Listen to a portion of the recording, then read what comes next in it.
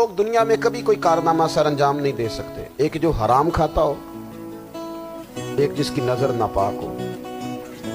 मोहम्मद बिन कासिम जब यहाँ आए थे ना, तो एक दिन बड़े परेशान थे। तो एक बुजुर्ग कहने लगे, आप क्यों परेशान हैं? कहने लगे, राजा दहर से मुकाबला है और हमारी फौज तो सिंध के रास्ते भी नहीं जानती, जुबान भी नहीं जानती, लड़ेंगे कैसे?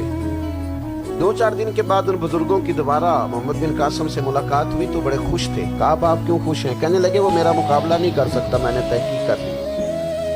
कहा, क्यों? कहने लगे, नजर का गंदा है, और जो नजर के गंदे होते हैं वो मैदानों में ठहरा नहीं करते।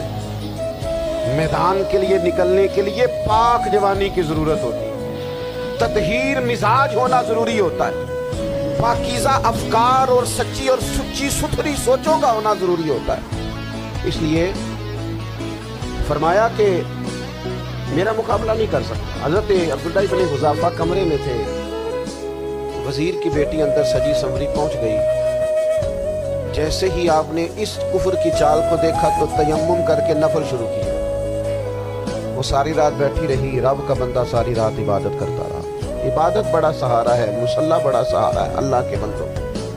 सुबह दरवाजा खोला, वजीर ने अपनी बच्ची से पूछना चाहता था रिजल्ट क्या निकला, तो कहने लगी, पीछे हट जा, अब तेरा मेरा ताल्लुक कोई नहीं, मैंने नबी पाक का कलमा पढ़ लिया।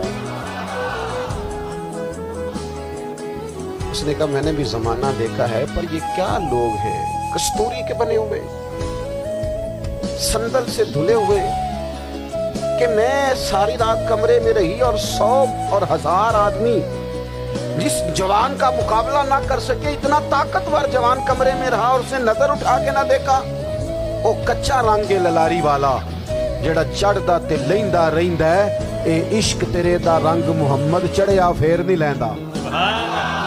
मैं कहा, एक दफा नजर उठा के नहीं देखा, कमाल हो गई।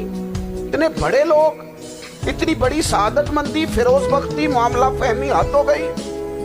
अल्लाहु अकबर। दोस्तों, बादशाह जब पूरी तरह हार गया ना, उसने कहा, मार दो।